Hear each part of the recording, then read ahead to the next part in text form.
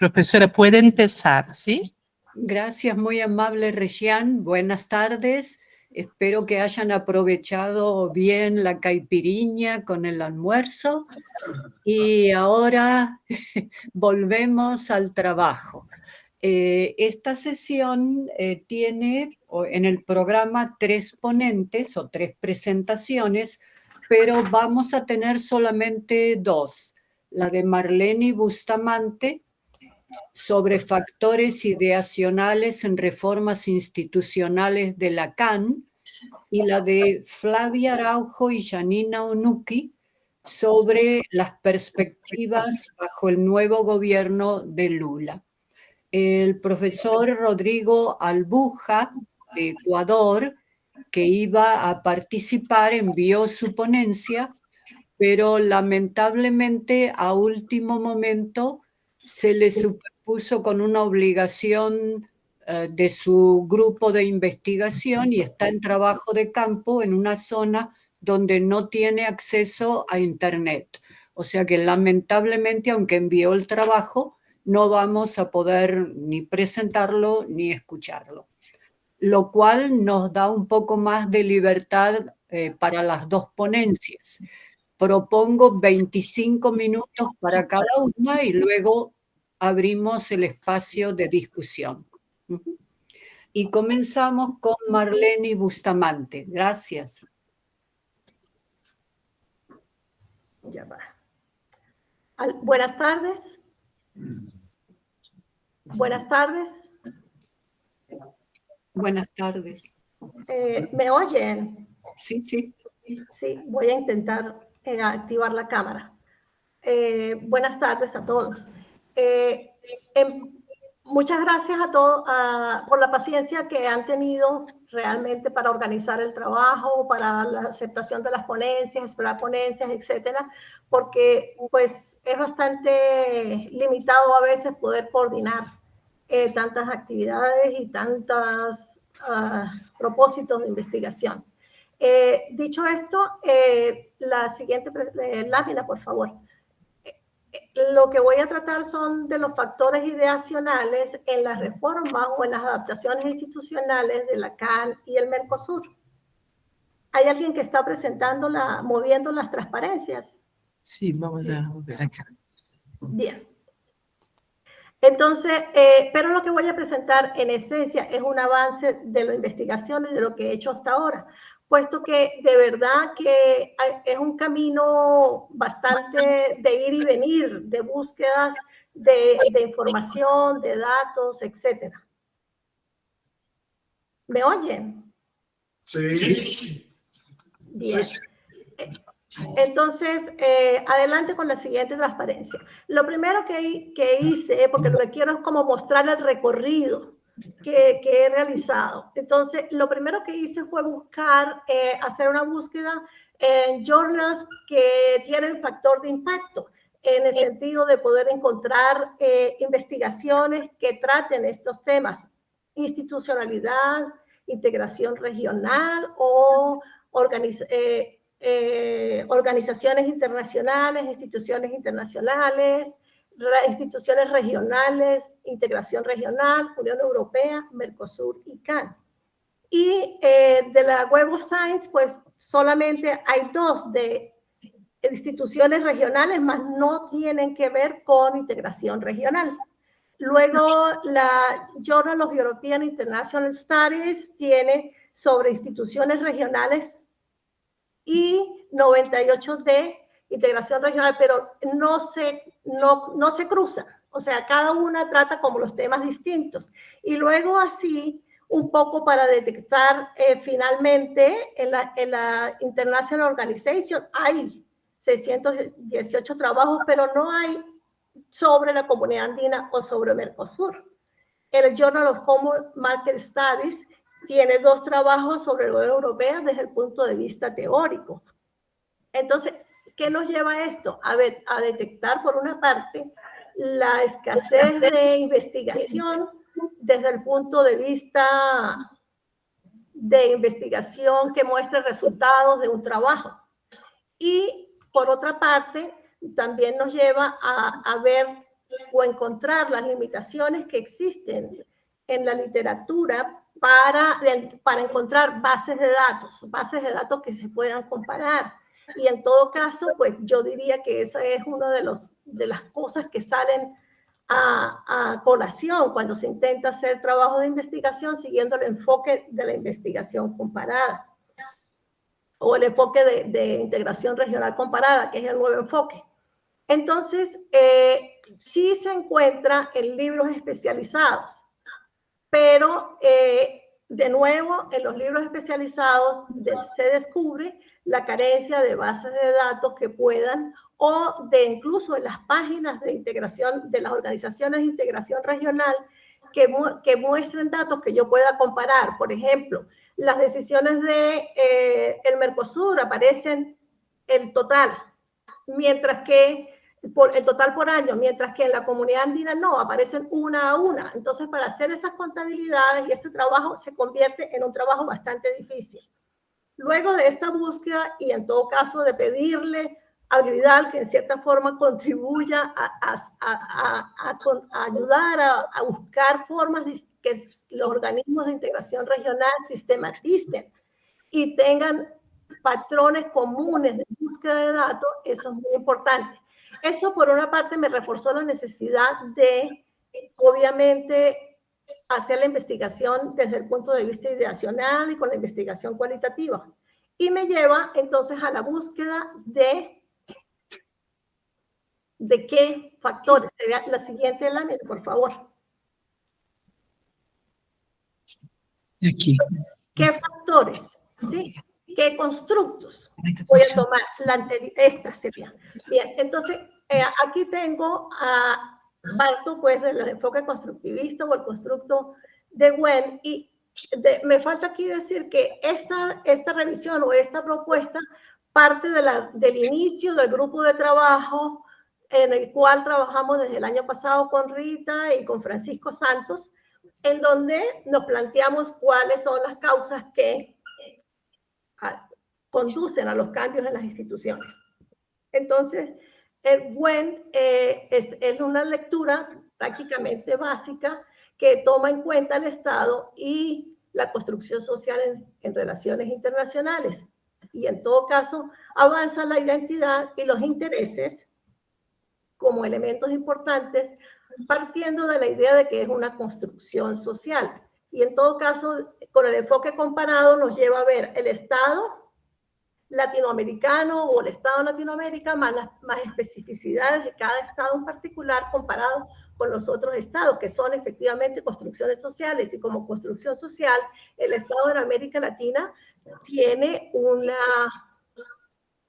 yo no sé pero si lo comparamos con otros o con el ideal, tendría un trabajo avanzado, pero que también tiene problemas desde el punto de vista de la participación de los actores sociales, que es un Estado centralista, etc. Entonces, ese elemento de ese Estado es un elemento a considerar, al igual que la identidad y los intereses en cuanto a objetivos, amenazas, miedos y la cultura política.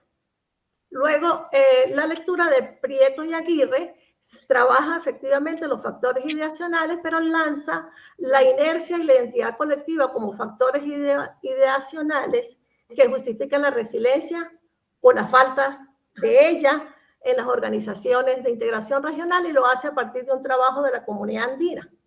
Entonces, si bien es cierto que la identidad puede ser un constructo básico, el de la resiliencia en sí no justifica un cambio institucional, porque lo que conduce a una idea más bien estática de la integración o de los organismos y de las instituciones. Entonces me quedaría tal vez con este elemento de nuevo de la identidad.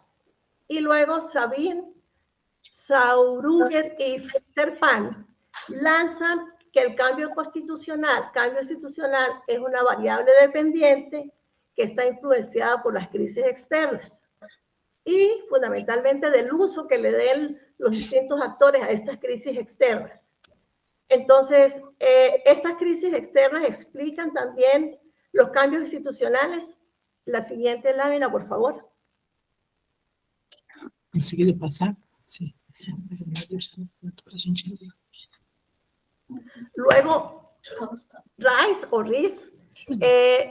nos habla de la adaptación como respuesta a algunos cambios institucionales en las organizaciones de integración regional, y que dice que hay respuestas independientes en las regiones a problemas que pueden ser globales o externos.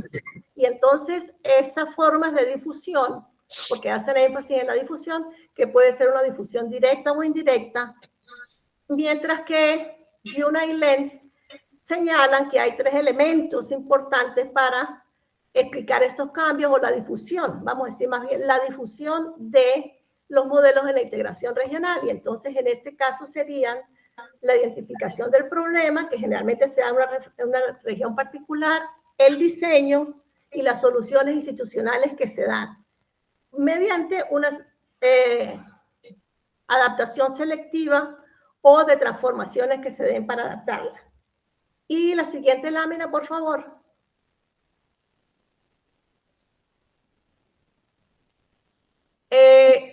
Malamud lanza la idea de los presidentes como actores importantes en los procesos de integración y también en los cambios institucionales. Entonces, en la integración regional del Mercosur, me llama la atención, bueno, más adelante, y por supuesto, también está Acharya, que señala que Latinoamérica como región asume o se presenta, o es algo así como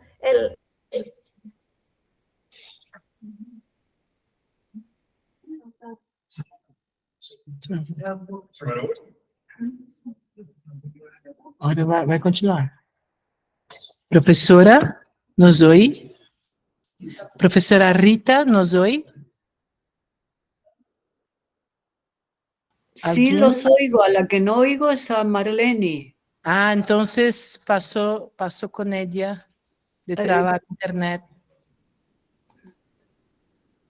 Gracias. Tengo problemas por acá, estoy, pero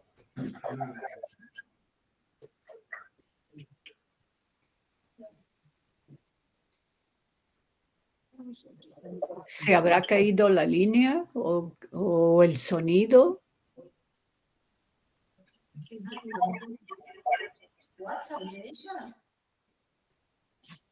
Professora Ana no lo tiene.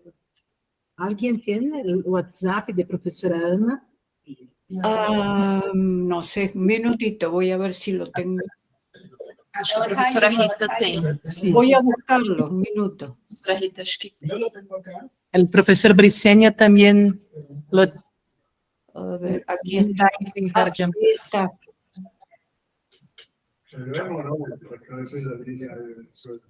Se está intentando reconectar, dice.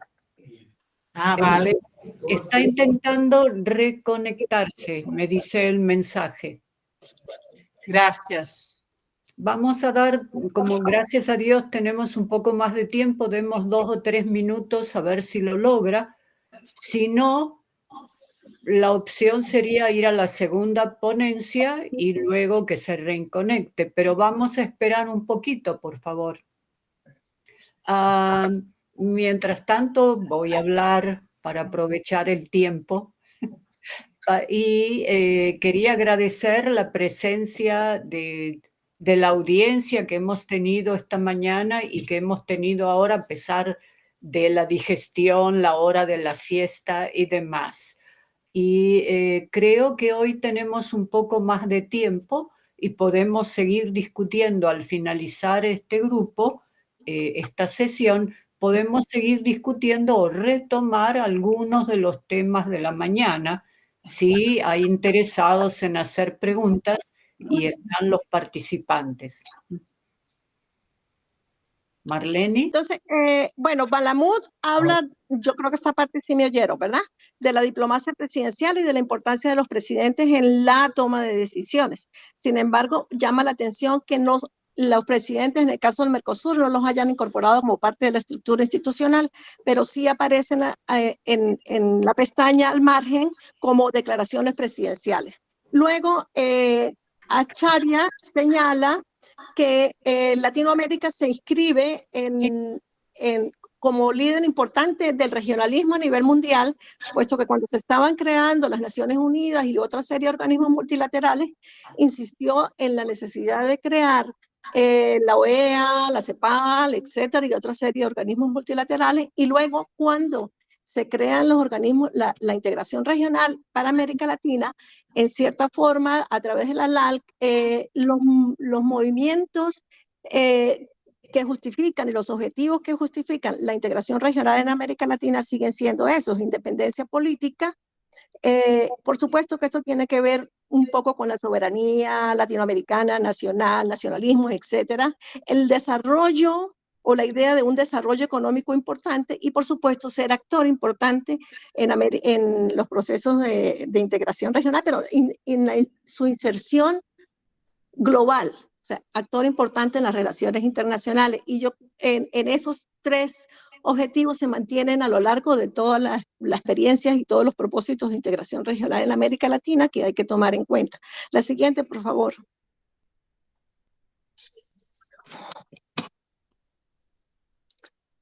Bien, entonces encuentro que hay una serie de factores, ¿sí? O constructos que estoy tomando para iniciar la investigación en sí. Por una parte, que son los factores externos, que serían en todo caso las crisis globales durante cada etapa de la experiencia de integración regional, los objetivos de la integración regional que estoy asumiendo serían los que señala Acharya, pero en todo caso, ¿cuál es la relación entre ellos y los efectos, los intereses particulares sobre estos objetivos globales y la forma en que se manifiestan los problemas globales en lo regional, pero también los problemas regionales en sí? Por ejemplo, por bloqueo a las instituciones, etcétera. Y la identidad como el conjunto de normas y valores comunes creados, y por supuesto las culturas institucionales, las culturas políticas, diría más bien, el presidencialismo y la afinidad política o ideológica como actores importantes que tienen que ver. La lámina siguiente, por favor. Entonces, ¿qué asumo? Como una hipótesis tentativa, que los cambios institucionales en la Comunidad Andina y el Mercosur se producen por la necesidad de superar problemas regionales que permiten preservar los objetivos regionales y el acervo creado, es decir, el normativo, la identidad, las culturas políticas, etc. Entonces, las crisis conllevan a los presidentes a realizar adaptaciones para salvaguardar esos objetivos y ese acervo común. Y eso me lleva entonces a lo que señalaba más atrás, que era revisar las decisiones y el acervo constitucional en sí. La siguiente, por favor. Aquí están más o menos como las 3 etapas o las 4 etapas. Estoy planteando 4 etapas de integración regional y en todo caso el modelo de integración regional. Parto de 1960 a la mitad de 1980 como el regionalismo cerrado.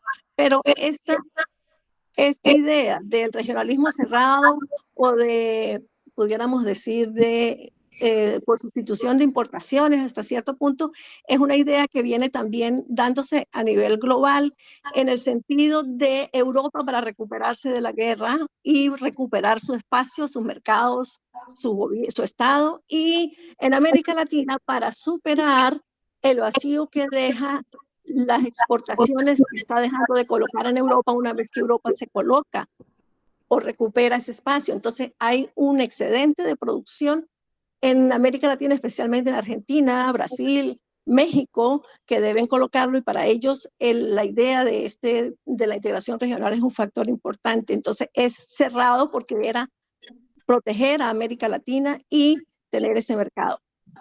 Lo mismo, las crisis empiezan en los años 70, pero para el caso de la comunidad andina, y en todo caso el Mercosur aún no había aparecido, pero esa crisis se empieza a ver en los años 80, precisamente a mitad de los 80, por el abandono de los programas sectoriales de desarrollo industrial y con la decisión 24 sobre capitales extranjeros, etcétera, que se da a mediados de los 70, y ahí hay un cambio institucional, una codificación del acuerdo, y se inicia ese proceso de apertura a las exportaciones y al regionalismo abierto que toma cuerpo evidentemente ya en los 90. Y sucede lo mismo en la tercera etapa y en la cuarta etapa, y en la actualidad de esto pues se habló bastante hoy en la mañana, pero en todo caso quiero ver eso, los organismos que se creen y cómo cambian y qué tanta relación hay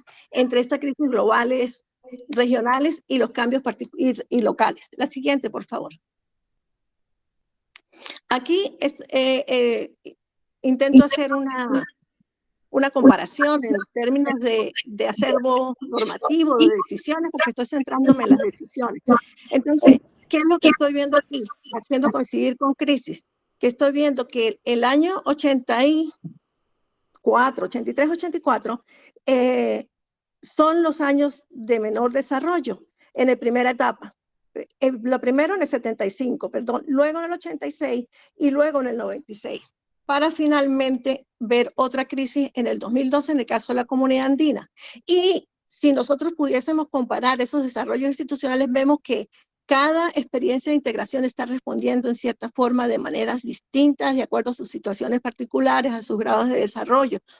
Entonces, tenemos muy pocas coincidencias en estos sub y bajas en las decisiones institucionales o en los momentos de crisis también en el Mercosur, que tienen etapas distintas. La siguiente, por favor.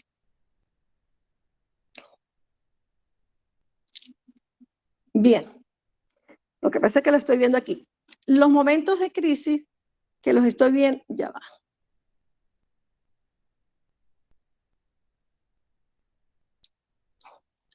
Ajá, tengo en la comunidad andina está 1975 con 4 decisiones, el 86 3 decisiones, el 96 5 decisiones, 2012 6, 2015.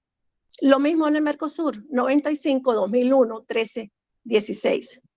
En la crisis del 75, la pregunta es: ¿es una crisis económica o es una crisis política? ¿Es derivada de la crisis global que estaba ocurriendo con el abandono del patrón oro, las crisis de DEC, etcétera? ¿O es derivada, yo no diría que tan política, puesto que surge por la crisis de retiro de Chile, que se dio al año siguiente? Pero Chile se retira no por decisiones, vamos a decir, político-ideológicas, sino por cambios en la visión de por dónde debería ir el proceso de integración. Y el retiro de Chile demuestra, por una parte, que los demás países estaban muy claros en la sustitución de importaciones y en el regionalismo cerrado y continuaron con esa estrategia como modelo de desarrollo de la integración. Entonces, no es una crisis política porque el uno es democrático y el otro es dictador, porque prácticamente todos eran dictadores para el momento. Entonces, eso me hace falta reflexionar un poco más sobre eso y conseguir más información.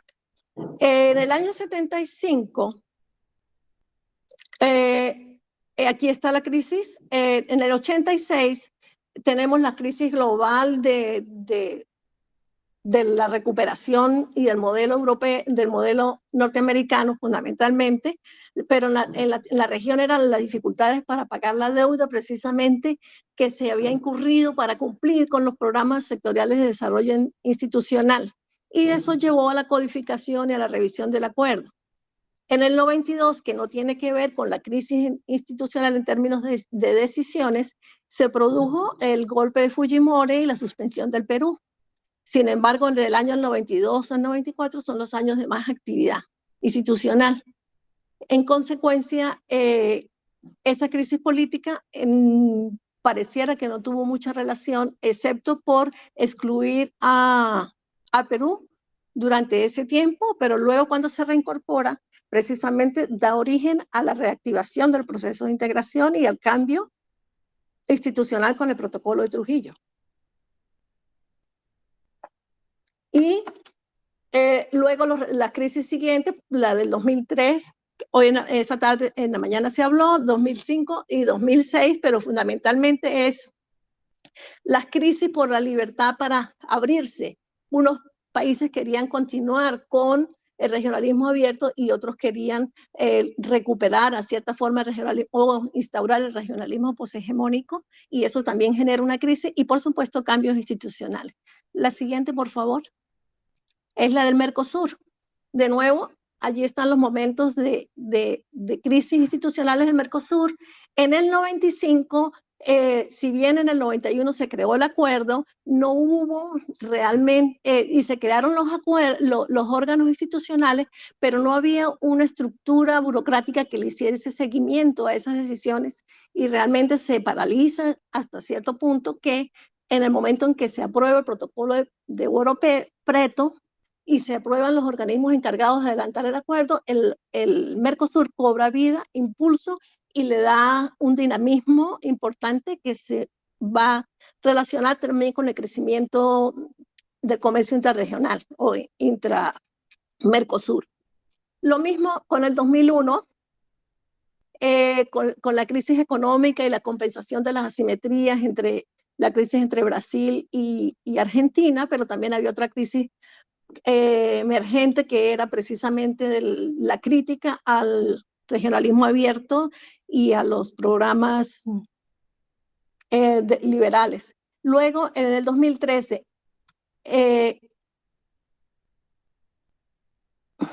me perdí.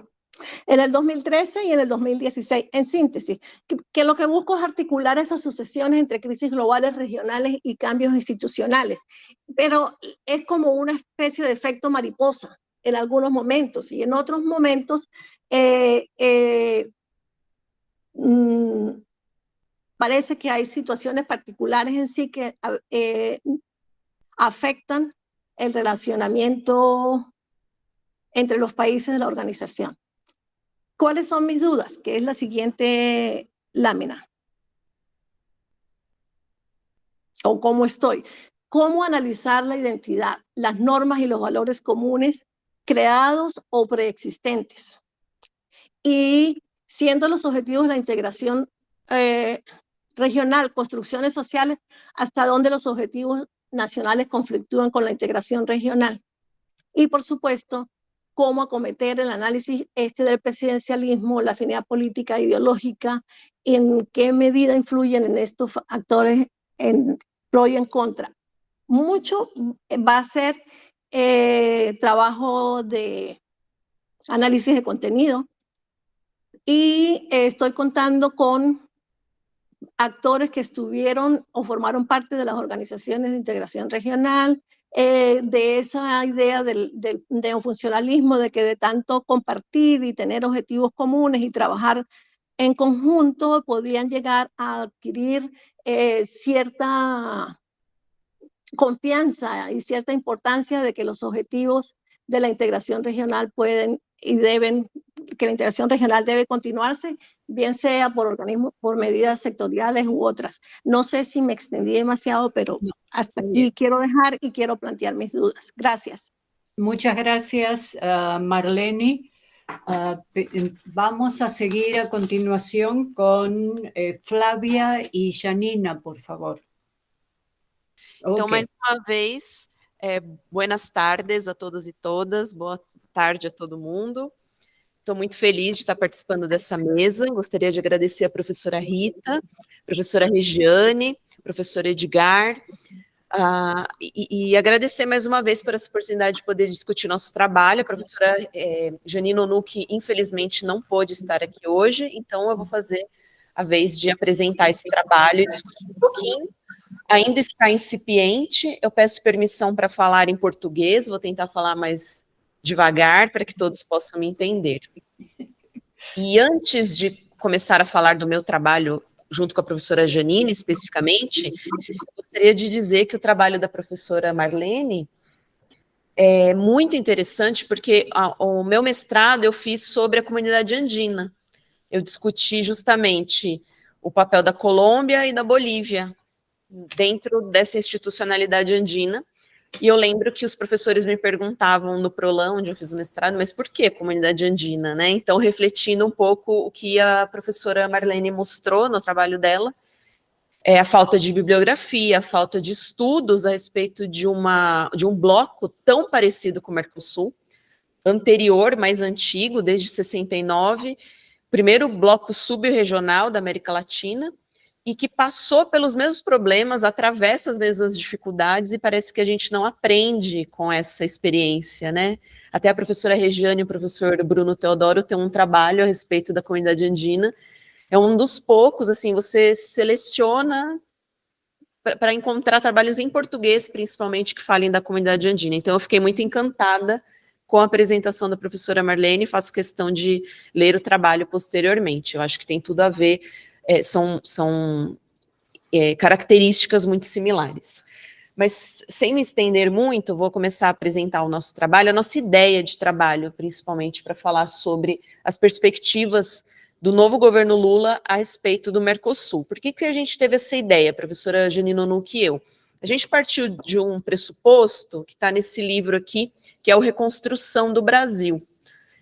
Na verdade, chama Reconstrução Brasil nos anos 20. E até um colega, que é o João Vilaverde, que é um dos organizadores. Mas por que a gente pegou a ideia de falar sobre a política externa nessa perspectiva do novo governo? Porque a política externa brasileira, sob o governo Bolsonaro, como vocês bem sabem, foi destruída nos seus pilares mais básicos, mais fundamentais. E isso engloba, logicamente, a nossa abordagem brasileira junto ao Mercosul. Esse livro aqui, ele trata de várias políticas públicas, né? Educação, o último capítulo fala de política externa. Só que não fala de Mercosul, então nós pensamos, bom, nós precisamos analisar isso mais a fundo. Nós tivemos um governo de ultradireita ou extrema-direita que desmobilizou todos os esforços que o Brasil fez em diferentes governos a respeito do bloco. Então, a gente partiu dessa ideia de que nós deveríamos discutir, então, quais são as perspectivas, mas mais do que isso, a gente está até pensando em mudar um pouco o escopo do artigo para falar, de fato, o que houve de destruição da política externa em relação ao Mercosul durante esses 4 anos de governo Bolsonaro. Você pode passar para o próximo, por favor? Obrigada. O panorama é de conhecimento de todas e todos aqui, ou seja, o cenário internacional com diversas dificuldades que nós enfrentamos na última década, de diminuição do multilateralismo, de uma guerra comercial entre os gigantes da economia internacional. Na perspectiva regional, a gente piorou no sentido de que nós já tínhamos problemas anteriores que se acumulavam e somando-se a isso os novos trazidos por um governo específico que ocorre no Brasil. A gente dá muita ênfase a isso, o Brasil como um fator de desestruturação e desestabilização da nossa região. Aí talvez alguém pense, alguns de vocês, mas talvez haja um exagero nessa perspectiva. Mas aí a gente também se respalda, principalmente no embaixador Rubens Recupero, que durante o período da pandemia, quando a gente estava no meio do caos aqui no Brasil, como o país que mais teve casos, não só da doença, mas também de óbitos, ele deu várias declarações, foi uma das vozes mais corajosas a respeito desse tema, e ele disse o seguinte: essa destruição que está havendo nesses 4 anos levará, no mínimo, 30 anos de recuperação. E aí parece até um pouco exagero, mas a nossa perspectiva é que não, é que de fato, e a gente está vendo um pouco disso nesses 6 primeiros meses de governo Lula, a dificuldade em que o Brasil retome a sua voz no mundo. Está ocorrendo, nós sabemos, mas não é aquele céu de brigadeiro que nós vimos no governo 1 e 2, né? É como se a gente estivesse recomeçando e recuperando a nossa credibilidade, duramente conquistada nos governos anteriores. Então, para nós, na nossa perspectiva, é de fato uma situação difícil que nós estamos enfrentando aqui para os próximos anos. E, de novo, só enfatizando, né, nós olhamos muito, então, o que essa ultradireita brasileira propôs para o Mercosul nesses últimos 4 anos, e talvez seja uma pesquisa que nos ajude até a entender as próximas mudanças políticas na região, porque eu acredito, a professora Janina também, que se a gente tiver uma mudança de governo nesse mesmo sentido na Argentina, em outubro desse ano, a gente vai ter mais repercussões no Mercosul também. E aí, voltando até para a apresentação da professora Marlene, a gente parte do princípio que o intergovernamentalismo e o interpresidencialismo, que são dois conceitos do professor Andrés Malamud, influenciam muito no bloco. Então a gente fica refém dessas mudanças da política externa dos 4 países para as diretrizes do bloco, né? Inclusive para suas políticas públicas regionais, para os seus bens públicos regionais. A gente teve um atraso em tudo isso nos últimos 4 anos. Pode passar para o próximo, por favor. Eu coloquei aqui os principais pontos. A gente viveu uma situação, durante o governo Bolsonaro, do maior distanciamento entre Brasil e Argentina, praticamente na nossa história do século XX, ao menos, né? Século XX e XXI, principalmente. Então, você não tinha praticamente contatos entre os dois presidentes. Talvez esse período seja comparável somente aos períodos das duas ditaduras, né? Tanto no Brasil quanto na Argentina. Mas mesmo assim, se nós pensarmos que eram 2 momentos democráticos, chega a ser absurdo, 2 presidentes que não conseguiam se falar, né? A gente não tinha diálogo no interior do bloco, de fato. Isso ocorreu. A diplomacia dos 2 países, Brasil e Argentina, é que continuaram se comunicando e fazendo uma diplomacia praticamente rotineira, porque sem os chefes do executivo você não consegue avançar nos projetos, nas discussões e nos debates. E aí nós tivemos qual o resultado disso, né? Projetos que foram concluídos, nós tivemos alguns, mas muito mais pelos interesses particulares dentro de cada país, principalmente Argentina e Brasil, do que de fato por metas comuns do bloco. Inclusive, a questão das metas comuns do bloco foram abandonadas. Então você começa a ter uma discussão, por exemplo, por parte do Paraguai, de romper com pressupostos básicos até do Tratado de Assunção. Então, uma das consequências também desse distanciamento entre Brasil e Argentina. Pode não ser a consequência direta, né? Não foi o único fator que causou, a gente tem características domésticas do Uruguai, mas obviamente que influencia. Pode passar para o próximo, por favor. E aí, 2 questões, né? Como que o Brasil poderia conciliar os interesses cada vez mais divergentes dentro do bloco? Então, a gente tem agora mudanças ideológicas que cada vez mais impactam, e isso que me fez lembrar a apresentação da professora Marlene, porque na comunidade andina ocorreu a mesma coisa, com muito mais gravidade, talvez, porque a Venezuela se retira em 2006, por motivos ideológicos, por questões de divergências entre os chefes dos executivos dos países membros.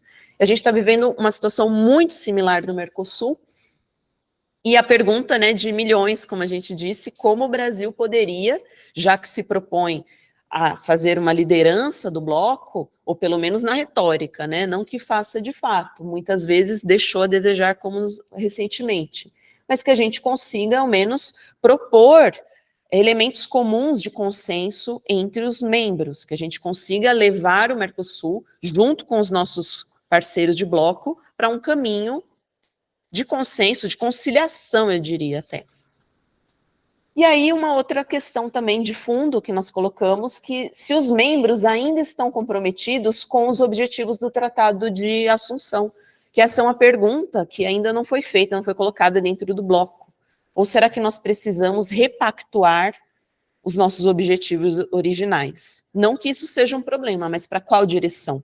O que a gente vive hoje é uma falta de discussão a respeito disso, né? Então, a gente vê uma insatisfação do Uruguai, uma insatisfação recente do Brasil com o governo Bolsonaro. Tá, mas qual é o caminho que se aponta? Nós não vemos caminhos comuns, nós vemos uma tentativa dos estados separadamente avançar em interesses particulares novamente. Então, a gente colocou como 2 questões que a gente está tentando desenvolver através da pesquisa, não como uma resposta final, mas como um auxílio, né? Uma colaboração da parte da academia para avançar no tema. Pode passar para o próximo, por favor. E a nossa proposta, que nós já começamos, é mapear o que aconteceu durante o governo Bolsonaro em relação ao Mercosul. Claro que muita coisa a gente já sabe, né? Pelas notícias, a gente acompanhou, principalmente o ODR, o Observatório de Regionalismo aqui do Santiago Dantas, a gente fez um monitoramento a respeito dessas mudanças que ocorreram durante o governo Bolsonaro. Mas aí, no artigo, nós queremos ir mais a fundo e entender, de fato, qual quais foram as repercussões, até com esse distanciamento histórico, né? O governo acabou, a gente está num outro momento, então, qual seria o impacto? O que aconteceu? Identificar, aí sim, respondendo a outra questão que nós colocamos, os desafios imediatos para a continuidade do projeto. E aí tem muito a ver também com um tema que tem crescido nas relações internacionais, que são as ideologias, e cada vez mais a gente vê que esse viés ideológico sempre existiu, obviamente, mas a ultradireita traz com mais ênfase, apesar de se dizer não ideológica, obviamente, a política e tudo mais, principalmente aqui no Brasil, mas como essas inflexões alteram os rumos da integração regional. Né? Muitos trabalhos se focaram, principalmente na Unasul, porque eu acho que, em termos de regionalismo, foi o bloco que mais sofreu com o governo de ultradireita aqui no Brasil. Mas a nossa hipótese é que o Mercosul também sofreu com isso, também tivemos perdas importantes que precisarão ser recuperadas. Pode passar para o próximo, por favor. Ficou um pouquinho pequeno, mas eu vou mostrar para vocês aqui no slide os primeiros resultados, né? Primeiro na parte da retórica, porque o governo Bolsonaro começa, desde a campanha eleitoral de 2008, então antes de ser governo, uma retórica muito agressiva em relação ao Mercosul. E não só por parte do então candidato Jair Bolsonaro, mas também quem já o assessorava e que seria o futuro ministro Paulo Guedes. Então a gente já via uma mudança aí. Uma mudança na retórica que teve impacto nos vizinhos, nos outros sócios do bloco. Então, essa seria uma primeira abordagem. Essas declarações, no nível da retórica, o quanto isso nos afasta dentro do bloco dos nossos vizinhos. Depois, a gente teve o distanciamento natural entre os sócios, mas também esvaziamento de projetos. E aí, em termos de políticas públicas, dos bens públicos globais, a gente viveu isso principalmente como consequência na pandemia. A gente teve uma paralisação do Mercosul, alguns projetos pontuais que vieram com atraso, como por exemplo do FOSEM, para auxiliar os sócios em relação à pandemia, né? A segunda região, se eu não me engano, do mundo que mais sofreu, né, com a pandemia, e a gente não teve uma iniciativa. Mas por quê? Por conta desses outros pontos de distanciamento, do Brasil se tornando um negacionista em relação à vacina e à própria doença. Então, é óbvio que teve repercussão, teve uma consequência no interior do bloco.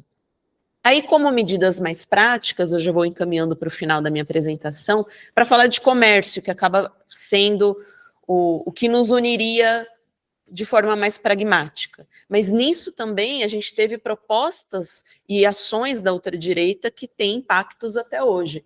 Como, por exemplo, o Brasil diminuiu unilateralmente a tarifa externa comum, a TEC, em 10%. E por 2 vezes, né? Até coloquei as datas, em novembro de 2021 e depois maio de 2022. E depois o Conselho do Mercado Comum, em 2022, vai aprovar a revisão dos códigos NCM, da nomenclatura comum do Mercosul, e vai permitir a inclusão de novos códigos na lista de cada país. Então, isso vai acabar também criando uma divisão, né? Então, cada país vai inserir novos códigos na sua lista da nomenclatura comum. De novo, como uma ação concreta, foi o encerramento das negociações entre o Mercosul e a União Europeia. Nesse ponto, a nossa perspectiva talvez seja um pouco negativa, contrariando tudo que foi discutido na época, porque foi super comemorado, pelo menos aqui no Brasil, mas eu lembro que na Argentina também, o encerramento desse ciclo de negociações. Esse é um tema que eu estou tentando tratar na minha tese também, que eu acho bem interessante, né? Como foi rápida essa conclusão a partir do governo Temer e depois o seu encerramento no governo Bolsonaro. Não assinatura, o acordo não foi assinado, mas esse encerramento das negociações que levaram mais de 20 anos. Então, isso foi considerado um fator positivo, uma vitória do governo Bolsonaro, mas aí o nosso argumento é que essa rapidez também deixou de fora discussões da sociedade civil. E isso, na Argentina, nós temos professores, inclusive uma professora que escreveu um livro a respeito do acordo Mercosul-União Europeia, ela enfatiza muito isso, faz uma crítica profunda a essa falta de diálogo com atores da sociedade civil lá, mas a gente poderia estender para o resto do Brasil, ou seja, sindicatos, movimentos de trabalhadores, movimentos de meio ambiente, né? Então, eu acho interessante também essa outra perspectiva, esse outro olhar sobre a conclusão das negociações. E, por fim, o que trouxe essas mudanças mais no campo do comércio, né? O que nós vimos foi um apoio por parte do governo Bolsonaro a uma agenda de abertura comercial que não tinha objetivos definidos. Então, a gente reduz tarifa dentro do bloco, a gente tenta fechar um acordo de livre comércio com a União Europeia, mas você não tem um projeto para isso, para o que virá, né? Para as economias de dentro do bloco. Não tem, assim, um objetivo definido, o que cria uma oportunidade para que o Uruguai, por exemplo, busque um caminho próprio, caso não estando satisfeito com isso, né? Então, criou tensões entre os outros membros, especialmente a Argentina e o Uruguai, como a gente viu. Pode passar para o último, por favor? Eu deixei aqui os nossos contatos da professora Janine Onucchi, e o meu também, caso vocês queiram debater mais ideias, fico à vontade também para responder questões, e agradeço mais uma vez a atenção de vocês. Muito obrigada. Muchas gracias, Flavia. Muy interesante. Un aporte más para la discusión, y ya tenemos varios. Creo que hoy hemos estado en estado de crisis desde la mañana, porque hemos visto la crisis desde todos los ángulos y casi todas las perspectivas. O sea que puede haber ahora una discusión mucho más interesante y movida, aunque ya la hay, ¿no? Creo que voy a empezar, perdón, ¿soy yo o escucho un eco? Sí, no sé si es mejor que comencemos con las preguntas que tengan los que están en la sala. Professora, ¿Está mejor ahora? Estamos intentando barrar el sonido Ok. para que no se oiga.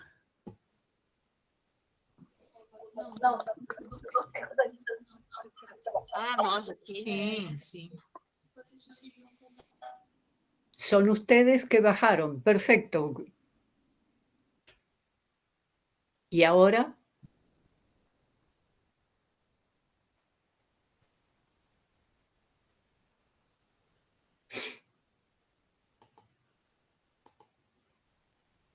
Bom, obrigada.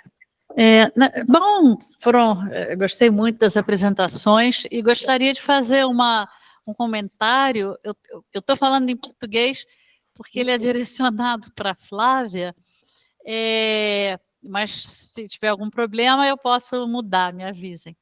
É sobre o Mercosul, né, o que eu acho interessante, tem uma colega nossa aqui no Gridale, que está numa outra sala, Lorena Granja, ela tem um trabalho publicado sobre a desinstitucionalização do Mercosul, que aconteceu durante o período do governo de Bolsonaro, mas que começou com o governo Temer e o governo Macri na Argentina. O que talvez queira dizer que não foi somente o Bolsonaro. E essa desinstitucionalização, ela desmontou muitas comissões que tinham.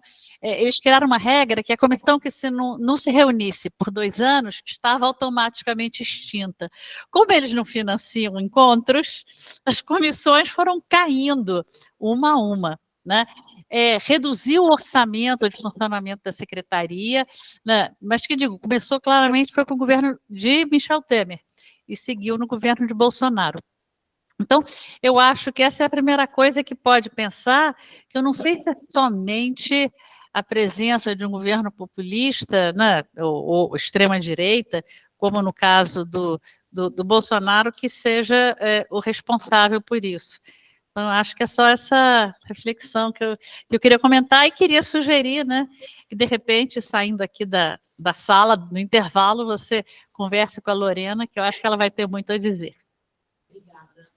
Gracias, Miriam. Professora Maria Victoria.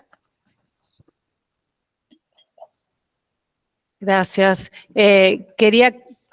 Bueno, mi pregunta va muy en línea con lo que dice la profesora Miriam.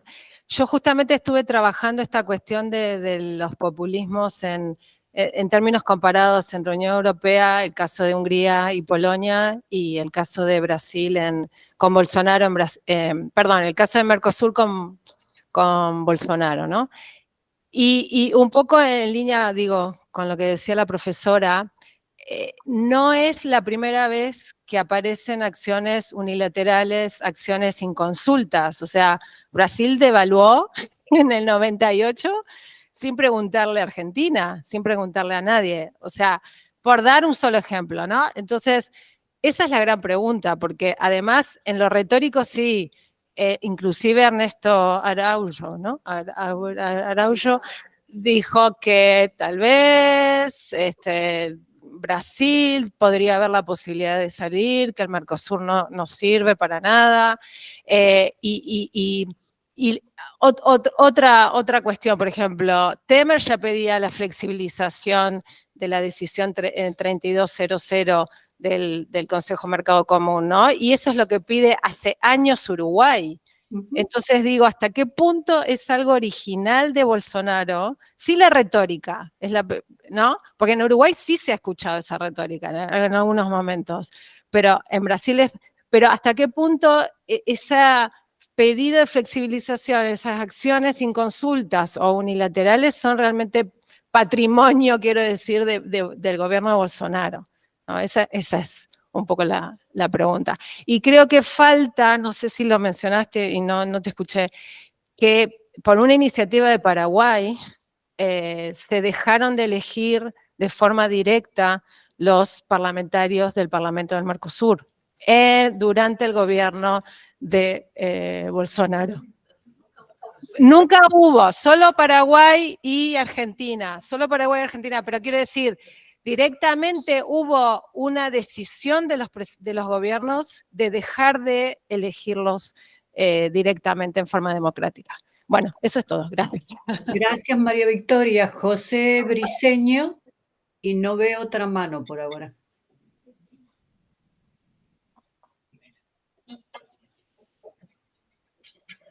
Sí, a ver, yo ciertamente reconozco, porque sería ir contra el mainstream de la literatura, el peso de los presidentes en el regionalismo latinoamericano. Pero cuando uno ve que, por ejemplo, tanto Temer como Bolsonaro plantearon, si no desmantelar el Mercosur, por lo menos flexibilizarlo y reducirlo. Recuerdo el discurso del discurso de José Serra de convertir el Mercosur en una zona de libre comercio. No podía seguir siendo un mercado común, era una camisa de fuerza para Brasil. Entonces hay otra fuerza, y eso no se dio, eso no sucedió.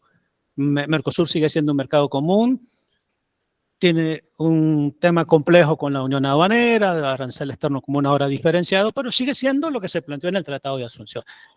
Entonces no siempre los presidentes logran hacer lo que plantean en su discurso. No, eso, el caso de Mercosur demuestra que sí, los presidentes son importantes, pero al final cuando Araújo dice no me interesa Argentina ni me interesa el Mercosur, una de sus primeras declaraciones como ministro de Relaciones Exteriores, después tuvo que retroceder en eso porque nunca tuvo que interesarse en Argentina y tuvo que interesarse en el Mercosur, por lo menos en el ámbito comercial, más allá de las diferencias. Incluso la modificación del arancel externo común fue un resultado bilateral y Uruguay quedó fuera de ese resultado y la demanda de Uruguay de que se flexibilizara la negociación con terceros nunca se dio. ¿Por qué sucede eso? Esa es mi pregunta. Y quizás Miriam ayer dio alguna pista en ese sentido, cuando habla de la existencia de veto players en el Mercosur. Hay veto players en el Mercosur, el sector industrial, y los presidentes podrán tener un discurso muy en contra del Mercosur y flexibilizar el Mercosur, firmar acuerdos con el resto del mundo, pero cuando aparecen esos actores, quizás se matiza un poco eso. Me gustaría saber si ustedes han considerado ese elemento en su investigación, el papel de los veto players durante la administración de Bolsonaro. De alguna manera detuvieron esa narrativa de ir en contra del Mercosur, de salir en el Mercosur. Eso de alguna manera también sucedió en Uruguay, ¿no? A pesar de que en el mundo político hay un consenso sobre la necesidad de flexibilizar, eso viene desde el Frente Amplio, también había actores económicos en Uruguay que decían el mercado regional son nuestros socios cercanos, históricos, es muy importante. Me gustaría saber si ese tema de los veto players lo han considerado en su investigación. Perdón, ¿alguna otra pregunta? Y si no, le damos la palabra a los expositores. No sé si Bustamante, si Marlene está conectada, porque yo tenía una pregunta sobre lo que ella presentó. Pues parece que no. Comencemos entonces con... Sí estoy. Oh, disculpa Marlene. No, Sí, tenía más un comentario que una pregunta, o quizás no lo entendí bien y es una pregunta. Tú presentaste una figura en la que mostrabas el aumento de las decisiones en una serie de picos, o sea, el número de decisiones tomadas por CAN y Mercosur en momentos de crisis, si entendí bien tu gráfico. Había una línea azul que era para la comunidad andina, una línea roja que era para Mercosur, y se mostraban una serie de picos que mostraban aumento considerable, o sea, unos saltos, unos ascensos en momentos de crisis o años en los que se producían crisis, como la del 99, 2001, etc. Y yo quería señalar algo, yo no sé, no estoy segura de que eso sea relevante para el cambio institucional o para identificar los factores ideacionales. ¿Y por qué lo digo? Porque en última instancia, muchas de esas decisiones, tanto en CAN como en Mercosur, pero más en Mercosur, después que se toman no se aplican. O sea, hay realmente la implementación de la decisión. Entonces, no sé si vale la pena marcar el número, la cantidad de decisiones tomadas, o mejor contrastarlas, si es posible, con cuántas de ellas realmente se aplicaron, cuándo comenzaron a aplicarse, porque como en el caso del Código Aduanero tardaron 8 años, más un año, porque debieron comenzar en este año a aplicarse, en enero del 2023. Entonces, ¿cuándo se tomaron? Aunque pueden haberse tomado 50 por cualquier, o 30, ¿cuántas se implementaron? ¿En cuántos años? ¿Cuántas están vigentes todavía hoy en día? Porque a veces inclusive las que se toman por las crisis son temporales, se aplican por un corto periodo y luego desaparecen. Y ese era mi comentario. Creo que más hay un autor, no recuerdo ahora el nombre, de lo que estuve leyendo, que justamente señalaba que no en sí era la institucionalización del acuerdo lo que importaba, sino la institucionalización implementada, o sea, la que se aplicaba. Porque solamente la normativa que se aplica es la que puede dar lugar a la formación de una identidad, dar certidumbre a los actores privados, etc. Gracias. Y ahora sí le damos el paso a... Professora Rita, temos mais 2 perguntas. Dejamos para después. Como quieran. Vamos a ¿Quieren dejarlas? ¿Cómo está Flavia? ¿Qué opina? ¿Quiere contestar ahora? Olá, professora. Posso responder as 3 primeiras? Perfecto. Porque eu tenho medo Luego de pasamos. esquecer. Graças.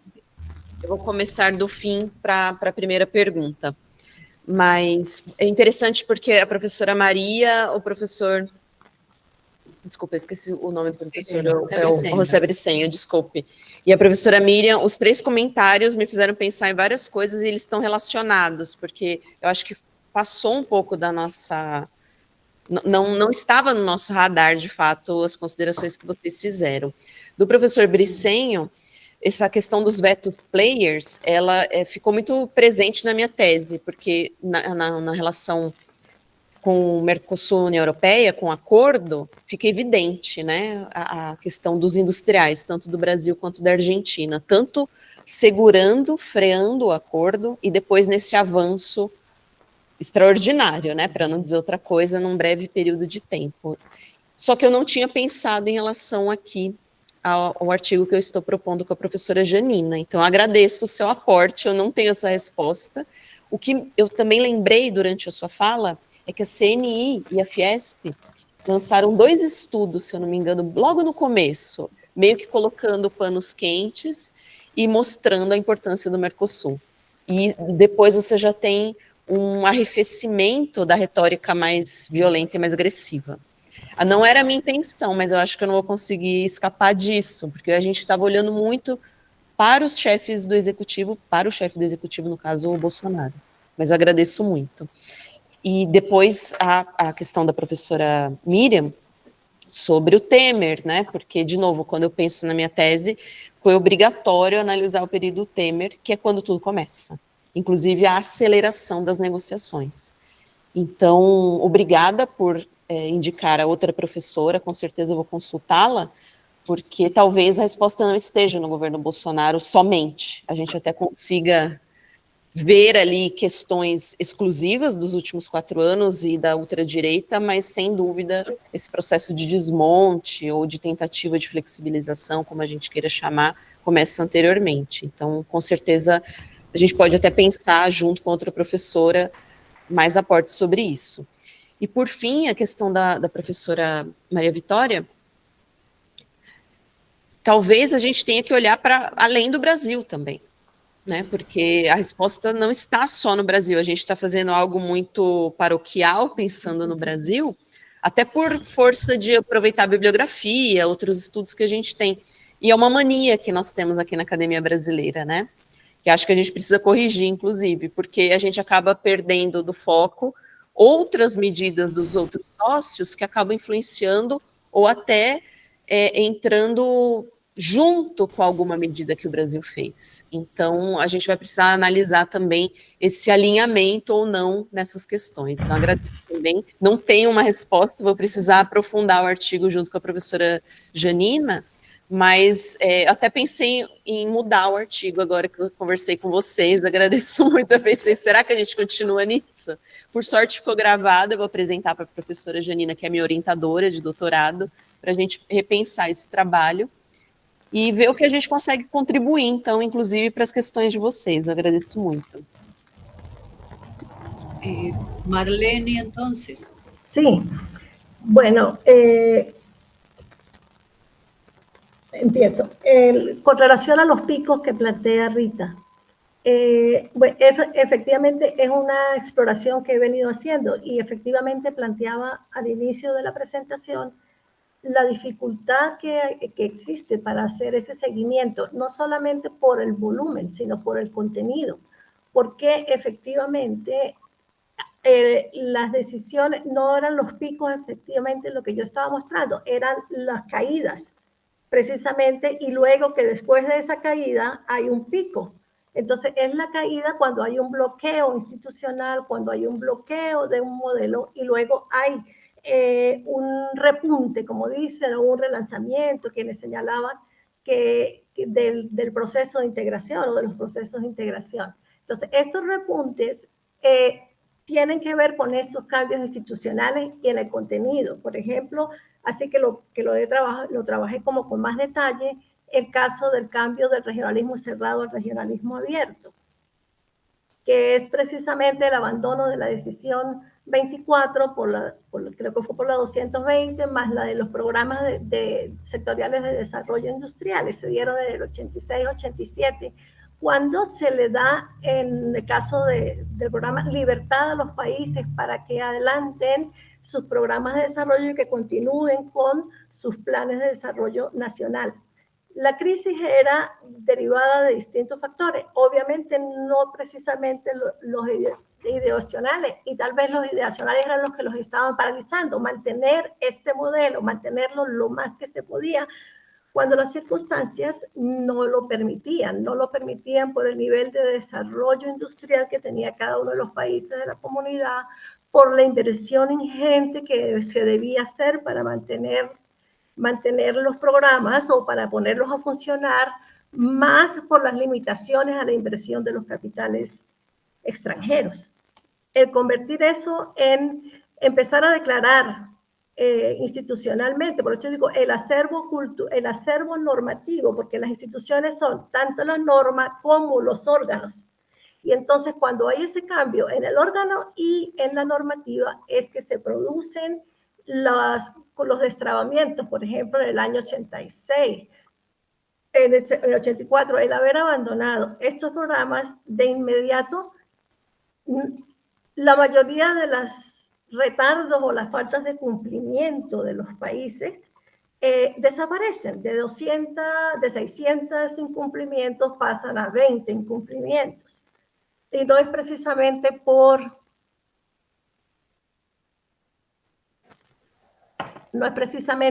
el cambio en el volumen, sino por los contenidos. No sé si estoy llegando a la idea que planteaba, pero sí, efectivamente, el volumen incide.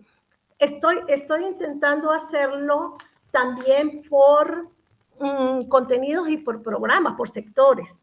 Por ejemplo, yo sí creo que en la parte de la integración física, en la parte del libre movimiento de personas y el libre movimiento de bienes, eso forma parte de ese acervo que le ha impedido a los presidentes, a los veto players en cierta forma, a hacer valer sus posiciones en un momento determinado.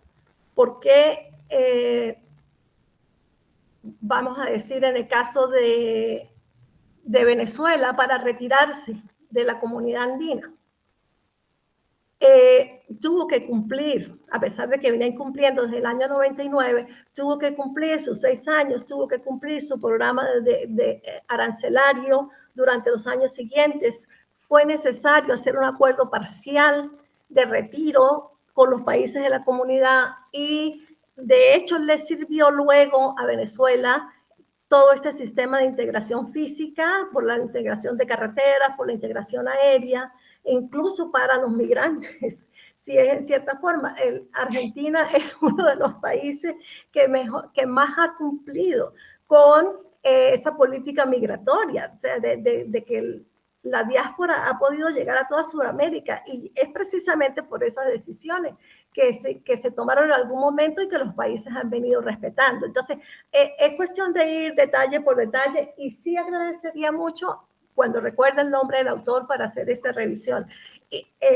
Yo, en cuanto a los factores ideacionales, tengo también dudas, en cierta forma, en cómo, porque el análisis de contenido va a ayudar, pero yo sí creo que las entrevistas que le puede hacer a personas como al profesor Vieira, como le puede hacer a Albújar, que fueron parte de esos funcionarios de la integración, en algún momento que pueda encontrar a alguien en el Mercosur que me puedan apoyar hasta qué punto esos actores, esa normativa, ese acervo puede ayudar a que, aun cuando se quieran eliminar y ser muy flexible, yo sí creo que hemos construido bastante en términos de integración, y vamos a dejarlo más a cooperación, pero sí ha ayudado a integrar a Sudamérica y América Latina. Gracias. Muchas gracias a usted, Marlene. Me interesa además, ya recordé quiénes son los autores, después le envío el dato, y además eso coincide también con lo que se discutía esta mañana, sí, acerca de poner énfasis en los aspectos sectoriales. Quizás esos sean los que estén destinados a corto plazo o a mediano plazo a funcionar más que los grandes esquemas, pero habrá que ver cómo se redefine. No sé, volviendo a la sala, si hay alguna otra pregunta. Profesora Rita, tenemos más dos preguntas, ¿cierto? Del profesor Edgar. ¿Sí? ¿Verdad? Sí, creo que... Y después del Alejandro, ¿sí? Sí.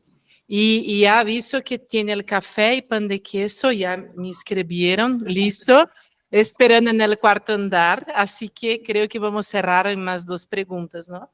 Como que comen bastante ahí, ¿eh?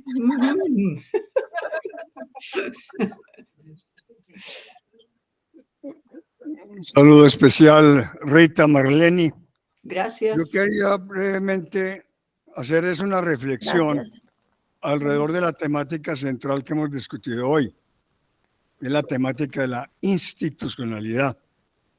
Investigaciones como las que plantea Marleni son interesantes, pero creo que vamos a tener que ir más al detalle de la realidad histórica de cómo se han desarrollado los procesos. Si estamos comparando, por ejemplo, la CAN con Mercosur, que son los dos esquemas sudamericanos, no tienen posibilidad de comparación, porque el esquema andino que nace en el 69, sin existir todavía una Mercosur, ya la CAN entre 1969, que se creó, y 1987, tenía el órgano técnico la capacidad exclusiva de hacer los estudios y las propuestas que acogían los países, por eso es que no se pierde la soberanía, y en una soberanía compartida, ya los gobiernos iban aprobando lo que el órgano técnico formulaba. Y decisión aprobada por consenso a nivel político por los presidentes era de aplicación inmediata y prevaleciendo la norma comunitaria andina a partir del día siguiente, publicada en la Gaceta Oficial, sobre cualquier norma interna que le fuera contraria. Entonces, si algún esquema en América Latina arrancó dándose institucionalidad de verdad, dándose un manejo con un órgano técnico como el de capacidad de propuesta, fue el andino. Lo que pasa es que en ese hiperpresidencialismo, en ese caudillismo que desde el momento mismo de la independencia llevó a desconocer todas las propuestas de integración de los libertadores, pues ya terminamos nuevamente cuando se sale del regionalismo cerrado que permitió esta institucionalidad a partir de los años 90, cuando llega el regionalismo abierto y hay que insertarse ya no solamente en la región, sino con el mundo, hubo la presión de los presidentes de empezar ellos a recuperar condiciones de intervención. Por ejemplo, a partir del 87 y hasta que se creó ya la comunidad andina, el órgano técnico del Acuerdo de Cartagena trabajaba con propuestas del órgano técnico y con propuestas de los países. Y cuando llega el hiperpresidencialismo, con los Chávez, los Correa, los Morales, etcétera, donde cada cual es el Mesías que trae la verdad revelada de la integración, no interesa ningún manejo comunitario. El órgano técnico de la integración andina desaparece, se convierte en una secretaría más manipulada por los gobiernos y los gobiernos ya pasan a hacer como lo que se hizo.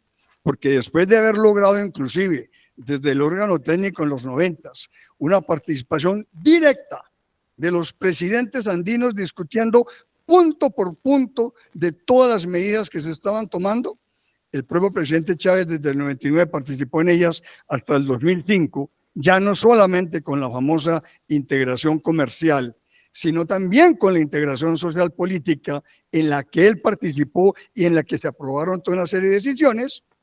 Sin embargo, por razones puramente políticas, el Club de Izquierda de Mercosur es el que lo atrae en el 2006, manda al diablo a la integración andina, cuando Venezuela era el primer benefactor de los beneficios de la integración comercial andina, y se va simplemente al Club de Mercosur, donde realmente el país bolivariano creo que poco tenía que hacer con el grupo sanmartiniano. Pero bueno, son toda una serie de factores que realmente creo, mi querida Marleni, que además de hacer todos estos gráficos y todas estas mediciones, acompañémoslas con un poquito más de reflexión de lo que fueron los acontecimientos propios. Porque aquí a dónde vamos entonces finalmente en estas discusiones. ¿Para dónde vamos en materia institucional? Es que el problema, aquí podemos seguir diciendo muchas cosas, pero el problema es ¿qué vamos a hacer con la institucionalidad en la integración en América Latina? No hay instituciones. Los gobiernos intervienen de manera absolutamente casuística. El gobernante de turno durante su periodo de gobierno, si le parece que la integración vale la pena tomarse la foto, se toma la foto. Si no, lo manda al ostracismo. No la tiene en cuenta durante su periodo para nada. Entonces, analizar realmente todo un proceso de integración, cuando no hay continuidad, cuando es una cosa caprichosa, aleatoria, el apoyo que realmente tiene la integración en América Latina, porque históricamente está dependiendo únicamente del gobernante de turno, pues vamos a seguir entonces en un problema enorme. Planteamientos, por ejemplo, como los hechos esta mañana por Letrev sobre funcionalismo y neofuncionalismo, son una herramienta para volver a tener algún marco institucional, porque lo mejor es que América Latina tuvo acompañamiento ideológico y ideas fundacionales en el periodo del regionalismo cerrado.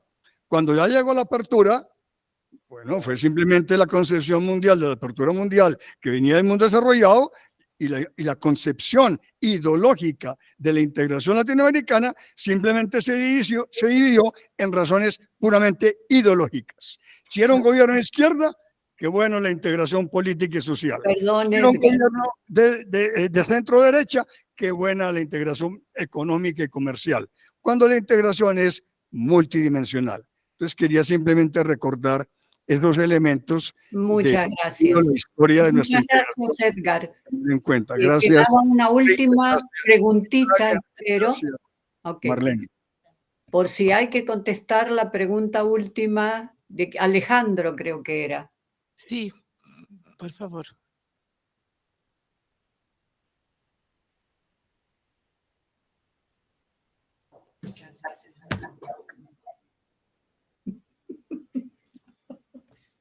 Buenas tardes a todos aquí presentes. Sí. Buenas tardes a todos aquí presentes. Tengo unas dos preguntas. Sí, tengo unas dos preguntas y quiero hacerlas en portugués. A primeira questão é, tendo em conta que o Brasil é um país membro do Mercosul, a gente também conhece a posição do governo Bolsonaro enquanto à negociação do Mercosul e a União Europeia. Além disso, também conhecemos a posição do governo atual, do governo Bolsonaro, do governo Lula, com perdão. A minha questão é como a ultradireita tem influenciado o governo Bolsonaro na tomada de decisões no acordo Mercosul-União Europeia. Aliás, qual tem sido a posição dos países membros do Mercosul enquanto a decisão e enquanto a posição do presidente Bolsonaro, ex-presidente? Gracias, Alejandro. ¿Quién va a contestar? Supongo que será Flavia. Y les comento algo. Tuvimos suerte porque a Marlene se le acaba de ir la luz. Que ahora están sin luz en Venezuela. Pero tuvimos suerte. Adelante, Flavia. Olá, professora. Obrigada, graças. Me escutam? Dá para me escutar? Tudo tranquilo, né, eu acho. Tranquila. Pensar aqui na pergunta do Alejandro.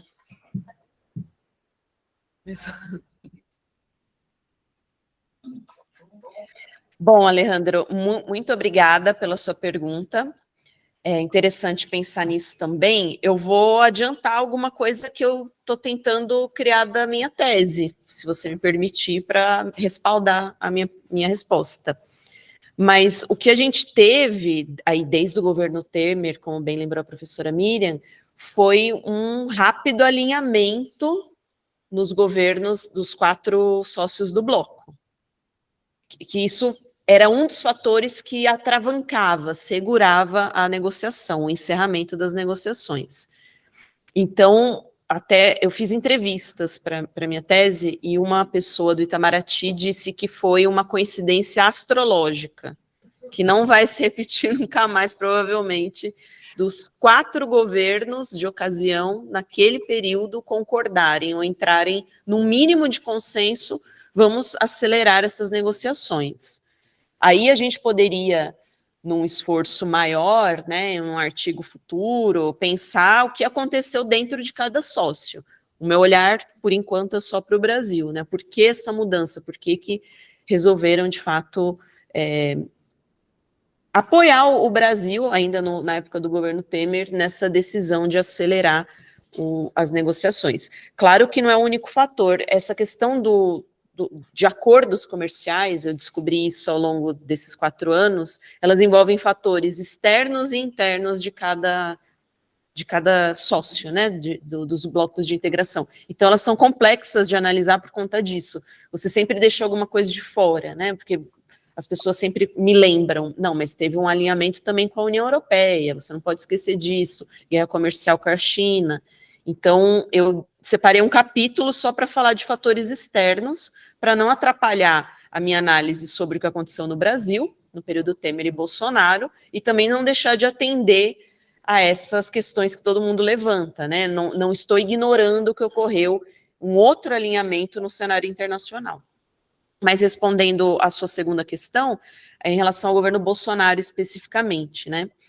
E o resultado que eu estou chegando é que, de fato, tem uma continuidade nessa linha da política externa que vem do Temer, e ele recebe esse presente, vamos dizer assim, porque a negociação já estava encerrada no governo Temer. O que eu quero dizer com isso? As tarifas, as concessões que os 4 membros do bloco fariam, estava tudo fechado.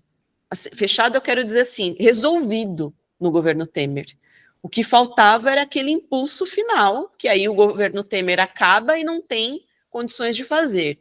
Uma outra coisa, o governo Temer também, no final, né, com aquelas acusações de corrupção, vocês devem lembrar, então ele perde força, e aí a União Europeia decide, com esse cara nós não vamos assinar, nem encerrar e nem assinar, né, caso avançasse. Então teve esse fator Temer aí para que não fechasse ali em 2018, vamos dizer assim. Aí, quando entra 19, é um novo governo, a princípio, como as negociações são encerradas no primeiro semestre de 2019, você não tinha as declarações polêmicas do Bolsonaro ainda sobre a Amazônia, sobre a esposa do Macron, que você deve lembrar. Então, estava uma situação assim, era um novo presidente, vamos aguardar o que o Brasil coloca na mesa.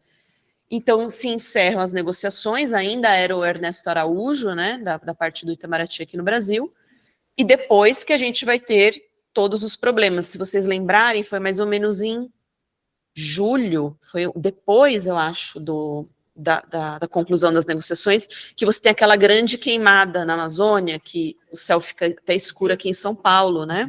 Foi posterior. Pantanal, né? Foi Pantanal. Verdade. Mas teve algo na Amazônia também que começa. Exato. Agricultores, tocou fogo num dia específico para chamar a atenção do dia, etc. Exato. Foi Dia do Fogo, era esse o nome que eu não lembrava. E é curioso como aí parece que as pessoas despertam no cenário internacional. Nossa, então é assim que é o governo brasileiro do Bolsonaro. Então muda também a opinião pública internacional, e aí você tem um estranhamento ali com a União Europeia, né? Vou chamar de estranhamento, poderia usar outras palavras. E aí você começa um processo de rediscutir a questão ambiental, né? Porque vai ser o calcanhar de Aquiles, fora outras declarações que o Bolsonaro faz em relação à Europa, enfim, a todo esse contexto político. Não sei se eu respondi sua pergunta, mas era essa visão. O governo queria fechar, o governo Bolsonaro entendeu como uma vitória o encerramento das negociações e gostaria de ter fechado ainda no seu mandato. Só que, ao mesmo tempo, ele entregou, como a gente diz em português, né, de bandeja, para a União Europeia, para os atores, aliás, da União Europeia, que são protecionistas, que não querem um acordo, os argumentos, né? Então, para a França, principalmente, você entrega de mão beijada, olha, está aqui, né, o seu argumento contrário, que é justamente a questão ambiental. E, paralelo a isso, lá na União Europeia, o Eurobarômetro começou a apontar que, depois da pandemia, a segunda maior preocupação era o meio ambiente, né? Ou ela está em primeiro ou em segunda, vai sempre... Ou seja, a opinião pública da União Europeia se preocupa demasiadamente, assim, é o principal assunto depois da pandemia, do período que passou, é o meio ambiente. Então, isso acaba virando uma pedra no sapato, né, do acordo em si, da sua conclusão. Ok, muchas gracias, Flavia. Creo que aquí terminamos. No sé, Regián. Professor Note.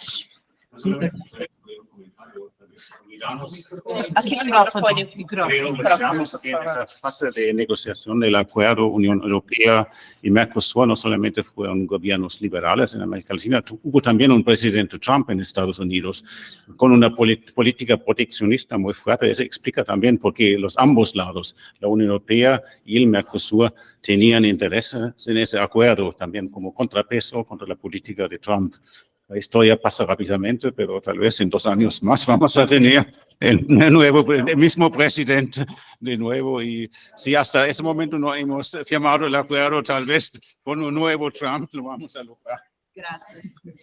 Gracias. Gente, desculpa, deixa eu só para que falar uma anuncie- coisa, senão eu vou me sentir mal. Porque, assim, eu tô muito na berlinda aqui, porque tá a professora Miriam, o professor Bricenho, o Note, o professor Edgar também, mas todos eles pesquisam assunto paralelamente do acordo Mercosul-União Europeia. Então, eu só queria falar assim, obrigada pelos aportes. Não, eu só estava falando que só tem especialista no tema aqui, né? E grandes. O professor Note publicou artigo falando do acordo, o professor Bricenho, a professora Miriam.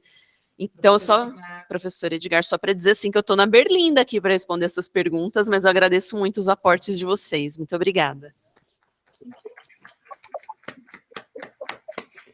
Nos vemos en 20 minutos, Regián.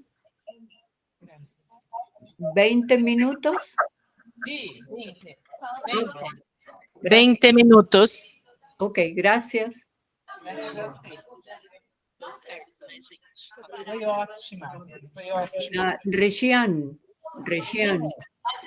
tú eres Dime, Rita. tú coordinas ahora.